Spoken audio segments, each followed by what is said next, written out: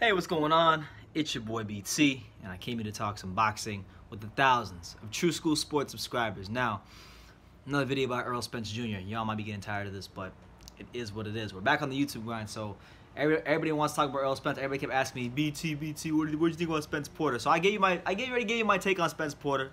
Now I'm giving you my take on Spence moving forward from Spence Porter. Now look, he put on a great fight with Shawn Porter. It was one of the fights of the year. He showed why he's a fantastic fighter. He became a unified champion. He got a case. He's got a case to be the #1 welterweight in the world right now. He's got that case. But you know, after the fight, I went ahead. You know, because being the astute guy that I am when it comes to boxing, you know, I went ahead.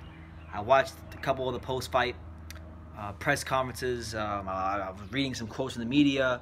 I was just seeing where what was the chatter from Mr. Man down from Mr. Dallas, Texas, or DeSoto, Texas.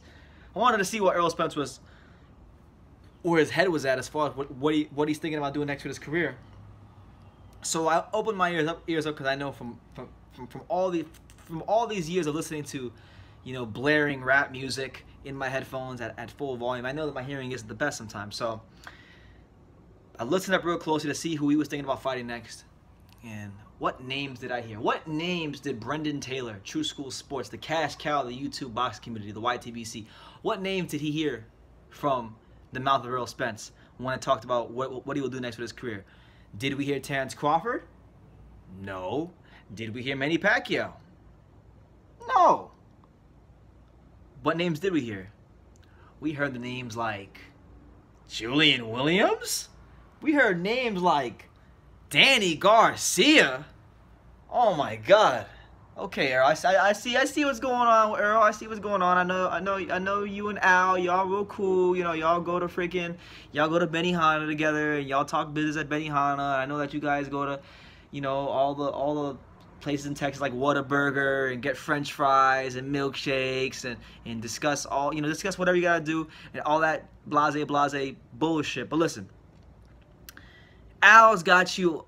It sounds to me because what I thought I was hearing was words, but what I come to find out I was hearing was quacking. I heard a bunch of quacking. I heard quacks and ducking and just a bunch of blah blah blah blah blah blah BS from Errol Spence. Now look, anything, and I'm gonna highlight the word anything from Errol Spence, anything from Errol Spence that has nothing to do with Terence Crawford or Manny Pacquiao is of no concern to True School Sports and Brendan Taylor.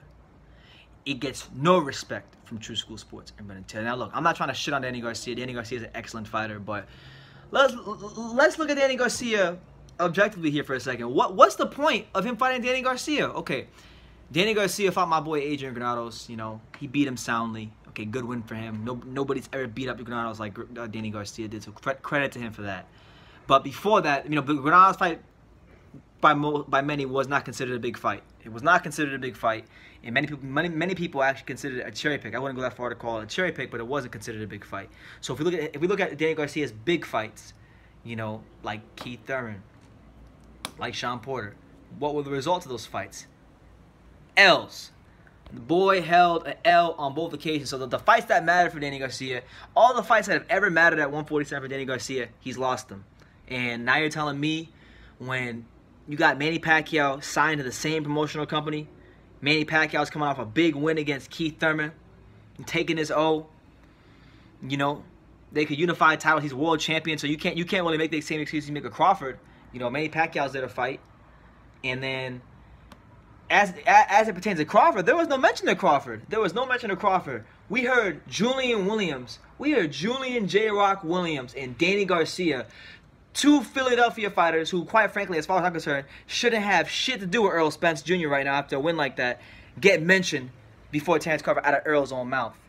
So I mean, I'm not gonna react to it, but it just sounds like to me that Errol Spence might be going the Deontay Wilder route, and he might be entering the Errol Spence witness protection program, which is just an offspring of the Deontay Wilder witness protection program, which is under the umbrella known as the PBC, witness protection program. So look, they got to get Errol Spence Jr.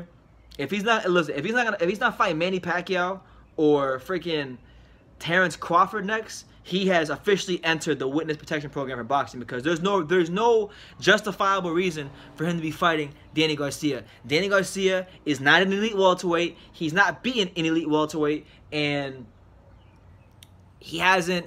I mean, his only fight this year was against Adrian Granados. So, you know, if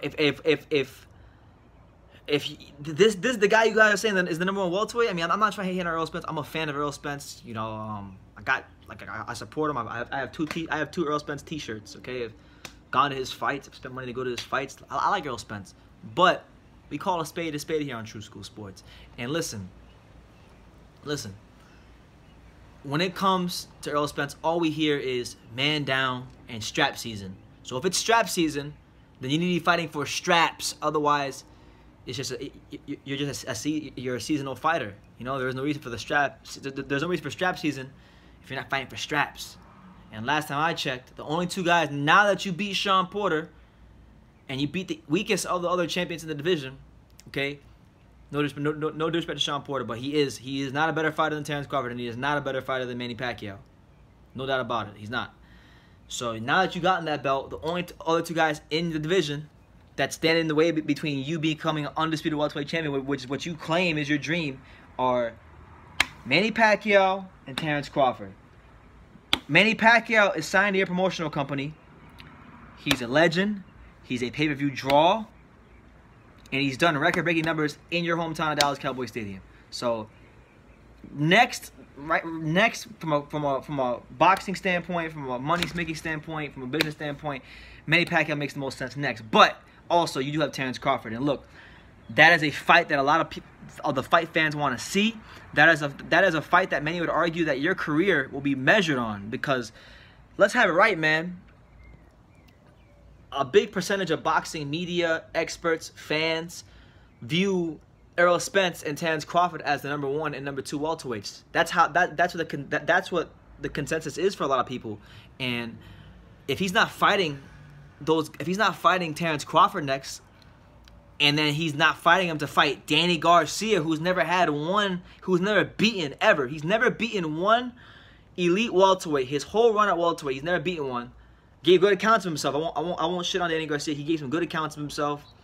Had some close fights in the Porter fight, and even I think the Thurman fight. I think the Thurman fight was closer than people give him credit for. So I'm not shitting on Danny Garcia, but you can't be talking about becoming undisputed and then fighting Danny Garcia, because the way I see that is, in my humble opinion, I see that as you using this as a tactic to stall out. To #1, age out Manny Pacquiao, to try to age out Manny Pacquiao, because Manny Pacquiao's at that age now where from fight to fight, he could just fall off a cliff and not be the same fighter and get old overnight. So, you know, 8 months is not a long time for Errol Spence, but 8 months will be a long time for Manny Pacquiao.